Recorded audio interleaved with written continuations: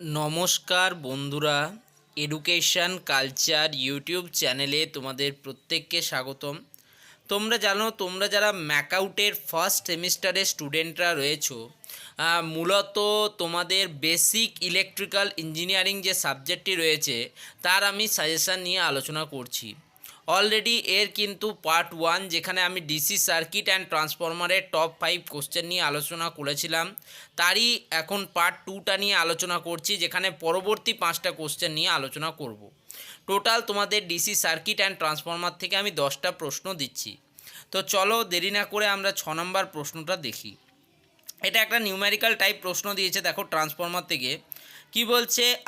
100 KVA 100 কেভিএর একটা transformer, যার primary voltage হচ্ছে 3300 এবং সেকেন্ডারি ভোল্টেজ হচ্ছে 200 ভোল্ট, মানে এটা হচ্ছে একটা স্টেপ ডাউন ট্রান্সফরমার।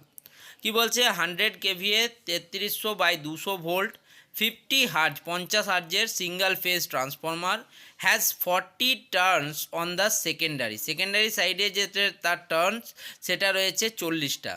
ক্যালকুলেট, কী ক্যালকুলেট করতে বলেছে। 1 নম্বরে বলেছে দেখো the values of primary and secondary current, primary এবং সেকেন্ডারি কারেন্টের ভ্যালু জানতে চেয়েছে। 2, the number of primary turns, primary কতগুলো টার্নস রয়েছে সেটা জানতে চেয়েছে। 3 নম্বরে লিখেছে দেখো the maximum value of the flux, maximum flux value চেয়েছে।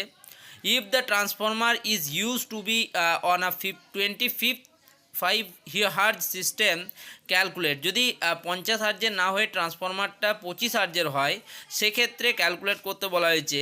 4 নম্বরে the primary voltage assuming that the flux is increased by 10%, ঠিক আছে।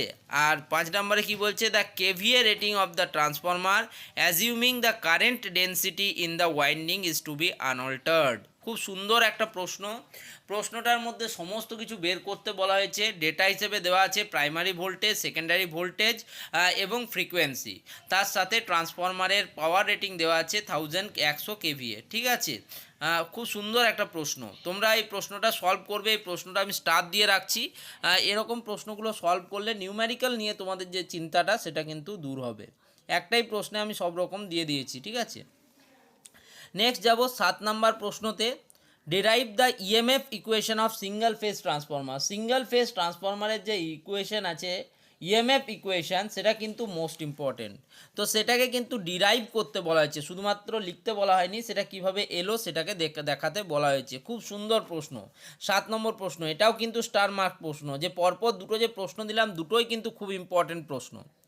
8 নম্বর প্রশ্ন কি বলছে দেখো, what is the efficiency of power transfer when maximum transfer of power occurs. খুব সুন্দর, ম্যাক্সিমাম পাওয়ার ট্রান্সফার থিওরেম যদি তোমাদের ক্লিয়ার থাকে এই প্রশ্নটা করা কোনো ব্যাপারই নয়। তারপরে দেখো 9 নম্বর প্রশ্ন বলছে দেখো, why are iron losses considered as constant losses in transformer. ট্রান্সফরমারের ক্ষেত্রে আয়রন লসকে কনস্ট্যান্ট লস বলা হয় কেন এবং বাকি লসগুলোকে ভ্যারিয়েবল লস বলা হয় কেন সেটা জানতে চেয়েছে। ঠিক আছে, খুব সুন্দর প্রশ্ন। 10 নম্বর প্রশ্ন কি বলছে দেখো, what is meant by duty cycle. Duty cycle বলতে কি বোঝো। তার সাথেই লিখেছে দেখো, the full load copper loss of transformer is 1600 watt. ট্রান্সফরমারের ফুল লোড কপার লস হচ্ছে তোমার 1600 ওয়াট।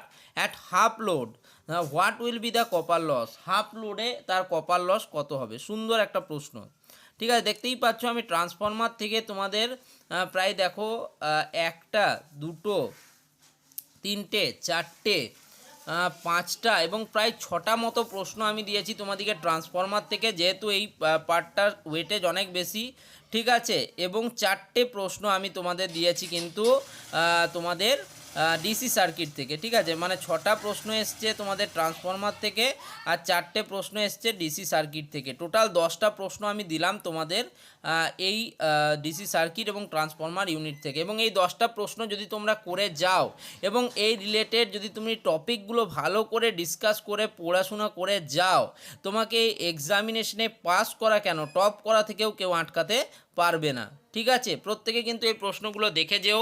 এক্সামের জন্য প্রত্যেকটা প্রশ্ন কিন্তু ইম্পর্টেন্ট। দেখো এই একটা প্রশ্ন 6 নম্বরের প্রশ্নটাই যদি তুমি ঠিকভাবে করো না, একটা প্রশ্নতেই তোমার কিন্তু এক্সামিনেশনের ট্রান্সফরমার ইউনিটটাই রেডি হয়ে যাবে, ঠিক আছে। তো যাই হোক, এই ভিডিওতে আশা করি তোমাদের গুরুত্বপূর্ণ প্রশ্নগুলো দিয়ে দিলাম পার্ট 1 এবং 2 এর মারফত। ভিডিও ধন্যবাদ।